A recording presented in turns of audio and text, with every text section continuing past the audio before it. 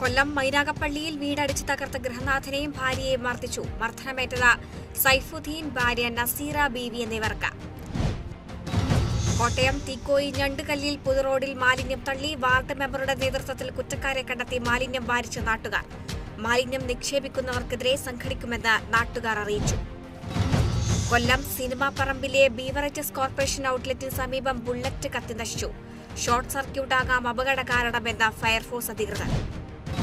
Thrissur Koodapuzha workshop സെന്ററിൽ private ബസും ബൈക്കും കൂട്ടിയിടിച്ച അപകടം. ബൈക്ക് യാത്രക്കാരന് ദാരുണാന്ത്യം.